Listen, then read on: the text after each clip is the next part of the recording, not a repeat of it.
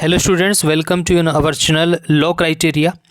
और आज हम पढ़ने वाले हैं भारतीय जो नया कानून बना है 2023 में, आज़ाद भारत का अपना जो कानून है उसमें कई लोगों के मन में कई मिथक हैं, उनको आज हम क्लियर करने वाले हैं और वास्तव में सच क्या है वो आज हम आपको बताने वाले हैं। इसमें मिथक ये है, पहला मिथक हम आपको बता देते हैं। पहला मिथक इसमें लोग समझ रहे हैं कि नए आपराधिक कानून निजी स्वतंत्रता के लिए खतरा है और एक पुलिस राज स्थापित करता है। मतलब ऐसा लोग सोचते हैं, लेकिन ऐसा नहीं है। जो सच है हम आपको बताने वाले हैं। जो सच है इसमें सच ये है कि दुरुपयोग के विरुद्ध सुरक्षा उपाय, नए कानून में शक्ति के उपयोग को रोकने के लिए सुरक्षा उपायों को शामिल किया गया है। कानून प्रवर्तन कार्यों में जवाबदेही और पारदर्शिता पर जोर दिया गया है ताकि न्याय प्रणाली में विश्वास पैदा हो सके। इसमें पारदर्शिता और जवाबदेही है। तलाशी और जब्ती अभियान में ऑडियो और वीडियो रिकॉर्डिंग का प्रावधान किया गया है, और जिससे कि क्या होता है कि पारदर्शिता सुनिश्चित होगी। पुलिस की जवाबदेही इसमें बढ़ती है और निजी अधिकारों को सुरक्षा मिलती है। सुविधा और पहुंच, EFIR का प्रावधान पहुंच को बढ़ाता है। इसमें व्यक्ति को कहीं भी शिकायत दर्ज करने की बाधा से मुक्ति मिलने के साथ ही समय पर कानूनी उपचार सुनिश्चित करने की सुविधा मिलती है। इसके अलावा व्यक्तिगत स्वतंत्रता सुनिश्चित होती है। इसमें अनावश्यक गिरफ्तारी पर रोक का प्रावधान है। सिर्फ 15 दिन पुलिस हिरासत में रखे जाने की वजह से जमानत से इनकार पर रोक का इसमें प्रावधान किया गया है। इसमें क्षेत्राधिकार लचीला है। ज़ीरो FIR का इसमें प्रावधान किया गया है। ज़ीरो FIR का इसमें प्रावधान किया गया है और क्षेत्राधिकार संबंधी बाधाओं का समाप्त यह करती है। व्यक्ति किसी भी पुलिस स्टेशन में शिकायत दर्ज करा सकता है। इसमें कानूनी प्रक्रिया में तेजी आएगी और पुलिस क्या होगी, नागरिक फ्रेंडली बनेगी। और निरीक्षण तंत्र और जवाबदेही, इसमें क्या है, निरीक्षण तंत्र है और जवाबदेही में सख्त निरीक्षण तंत्र, जिसमें गिरफ्तारी की अनिवार्य रिकॉर्डिंग और साक्ष्य एकत्र करना अनिवार्य इसमें किया गया है।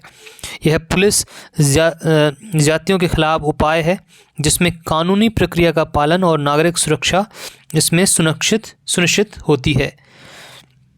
दूसरा इसमें मिथक है कि नए आपराधिक कानूनों में पुलिस हिरासत की अवधि 15 से बढ़ाकर 90 दिन करना पुलिस को यातना देने वाला एक चौंकाने वाला इसमें प्रावधान है।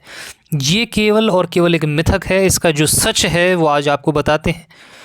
इसमें सच जो है, भारतीय नागरिक सुरक्षा संहिता 2023 की धारा 187 ने में 24 घंटे के भीतर जांच पूरी होने पर प्रक्रिया निर्धारित की है।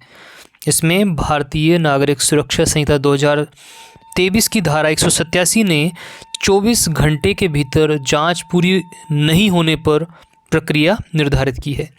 पुलिस हिरासत की अवधि पहले की तरह 15 दिन तक ही सीमित है। BNS के तहत, भारतीय न्याय संहिता के तहत, मजिस्ट्रेट को ऐसे अपराध जिसमें मृत्युदंड, आजीवन कारावास या 10 वर्ष से अधिक है, जिसमें सज़ा, उनमें 90 दिन की अवधि के भीतर आंशिक या पूरी पुलिस हिरासत दी जा सकती है। इसमें पुलिस हिरासत की अवधि पहले की तरह 15 दिन तक ही सीमित है। BNS के तहत मजिस्ट्रेट को ऐसे अपराध जिसमें सज़ा मृत्युदंड, आजीवन कारावास या 10 वर्ष से अधिक है, उनमें 90 दिन की अवधि के भीतर आंशिक या पूरी पुलिस हिरासत दी जा सकती है। इसमें अगला है, पुलिस हिरासत देने में न्यायालय का विवेक पहले की तरह बरकरार रखा गया है। इसके अलावा अगर कोई आरोपी जमानत का पात्र है तो पहले 15 दिन से अधिक की हिरासत आरोपी की जमानत में बाधा नहीं बनेगी। इसके अलावा एक और मिथक है, तीसरा, राजद्रोह चला गया है, लेकिन यह भारतीय न्याय संहिता 2023 में देशद्रोह के रूप में दिखाई दिया है। मतलब एक मिथक है। इसका जो सच है आपके सामने, सच जो है, भारतीय सच भारतीय दंड संहिता में राजद्रोह की धाराओं से संबंधित औपनिवेशिक विरासत को भारतीय न्याय संहिता 2023 में हटा दिया गया है। नए कानून संविधान की न्याय की अवधारणा के रूप में है।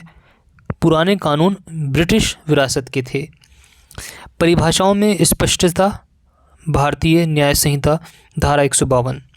भारतीय न्याय संहिता भारत की संप्रभुता, एकता और अखंडता को खतरे में डालने वाले कार्यों को स्पष्ट रूप से परिभाषित करके स्पष्टता लाता है।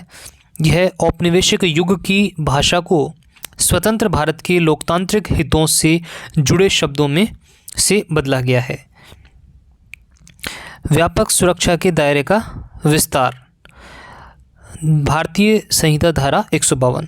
भारतीय दंड संहिता की धारा 152 124 ए के विपरीत भारतीय न्याय संहिता की धारा 152 सरकार के प्रति नफरत पैदा करने वाले अभिव्यक्तियों की बजाय देश की अखंडता की रक्षा पर खतरा पैदा करने वाले सशस्त्र विद्रोह, विनाशकारी गतिविधियां और अलगाववादी गतिविधियों के लिए सजा का इसमें प्रावधान किया गया है। लोकतांत्रिक मूल्यों का समावेश। भारतीय न्याय संहिता 2023 देशद्रोह की परिभाषा में इरादे के तत्व का परिचय देता है। यह समावेश राष्ट्र के लिए जानबूझकर किए गए खतरों और विचारों की वास्तविक अभिव्यक्ति के बीच अंतर कर भाषण और अभिव्यक्ति की स्वतंत्रता की रक्षा करता है। अब इसमें एक और मिथक है कि भारतीय न्याय संहिता 2023 में हिट एंड रन मामले में 10 साल की सज़ा और 10 लाख रुपए का जुर्माने का प्रावधान है। ये क्या है? मिथक है। इसका जो सच है, इसका सच है कि पीड़ित को न्याय दिलाने और सड़क सुरक्षा के लिए कानून भारतीय न्याय संहिता 2023 की धारा 106 की उपधारा 1, 106 की उपधारा 2 में हिट एंड रन दुर्घटनाओं की बढ़ती घटनाओं को रोकने के लिए कठोर दंड का प्रावधान है। कानून हिट एंड रन मामले में क्रमबद्ध तरीके से सजा का प्रावधान करता है। जुर्माने की राशि 10 लाख रुपए होना पूरी तरह से एकदम गलत है। 10 साल की बढ़ी हुई सजा उन लोगों के लिए है जो हिट एंड रन मामले की रिपोर्ट किए बिना भाग जाते हैं। अपराध अभी भी जमानती है। धारा 106 की उपधारा 1 के तहत मजिस्ट्रेट कोर्ट द्वारा मुकदमा चलाया जा सकता है। भारत सरकार के गृह मंत्रालय ने भारतीय न्याय संहिता 2023 की धारा 106 की उपधारा 2 के तहत 10 साल की कैद और जुर्माने के प्रावधान के संबंध में ट्रक ड्राइवरों द्वारा उठाई गई चिंताओं पर ध्यान दिया है। 1 जुलाई से नए कानून की इस धारा के प्रावधान अभी लागू नहीं किए गए हैं। धारा 106 की उपधारा 2 को लागू करने का निर्णय all India motor transport Congress के परामर्श के बाद ही लिया जाएगा। और एक और मिथक इसमें है, नए आपराधिक कानून मौजूदा सख्त प्रावधानों की महज पुनः पैकेजिंग है। ये एक मिथक है। उसका जो सच है हम आपको बताते हैं। इसका सच ये है कि नए कानून संविधान की न्याय की अवधारणा के अनुरूप है, जिसका उद्देश्य देश की आपराधिक न्याय प्रणाली में सुधार लाना है। पुराने कानून ब्रिटेन की विरासत थे, जिन्हें औपनिवेशिक शासकों ने भारत में अपने राज कायम करने और मजबूत करने के लिए लागू किया था। नए कानून नागरिक केंद्रित, पीड़ित केंद्रित, महिला तथा बच्चों के खिलाफ अपराधों के प्रति संवेदनशील है। इसमें देशद्रोह, आतंकवादी गतिविधि, मॉब लिंचिंग, संगठित अपराध, छोटे संगठित अपराध, झपटमारी आदि नए अपराधों को शामिल किया गया है। इसके अलावा हम आपको बताते हैं, माफ़ कीजिएगा पेज कहाँ गया वो, एक सेकंड।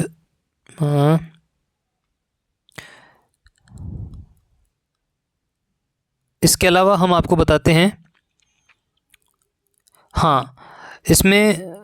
इसके अलावा ये था कि राजद्रोह को निरस्त करना। भारतीय दंड संहिता में राजद्रोह की धारा से संबंधित औपनिवेशिक विरासत को भारतीय न्याय संहिता 2023 में हटा दिया गया है। पूर्ववर्ती धारा 124 ए राजद्रोह को निरस्त करना एक सकारात्मक कदम है, जो सरकार के असंतुष्टों और आलोचकों के खिलाफ दुरुपयोग की चिंताओं को दूर करता है। इसके बाद है, इसी में है लिंग तटस्थ प्रावधान।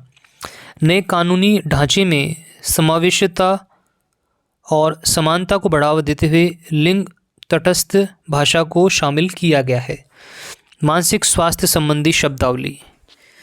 पागलपन, उन्मादी, मूर्ख, विक्षिप्त मानसिकता और मंदबुद्धि जैसे शब्दों को बौद्धिक विकलांगता से प्रतिपादित करना कानूनी भाषा में मानसिक स्वास्थ्य के प्रति आधुनिक और संवेदनशील दृष्टिकोण को दर्शाता है। सिविल सेवकों के लिए समयबद्ध प्रोसिक्यूशन। भ्रष्ट सिविल सेवकों पर मुकदमा चलाने के लिए समयबद्ध मंजूरी प्रदान करना, प्रभावी कानून प्रक्रिया सुनिश्चित करना, यह जवाबदेही को बढ़ावा देता है और कदाचार के मामले में होने वाले अनुचित देरी को रोकता है। आपराधिक मानहानि के लिए सामुदायिक सेवा। आपराधिक मानहानि के लिए कारावास से सामुदायिक सेवा में स्थानांतरण न्याय के आधुनिक दृष्टिकोण के अनुरूप है और जिसमें दंडात्मक उपायों पर, पुनर्वास और सामाजिक योगदान पर जोर दिया गया है। ये देखिए आपने कि क्या कुछ इसमें मिथक थे और क्या सच थे, जो आज हमने आपको आज़ाद भारत के जो नया कानून है उसके बारे में आज आपको बताए। मिलेंगे आपसे अगले वीडियो में नई चर्चा के साथ में, नए कानून के साथ में। तब तक के लिए मुझे इजाज़त दीजिए। नमस्कार।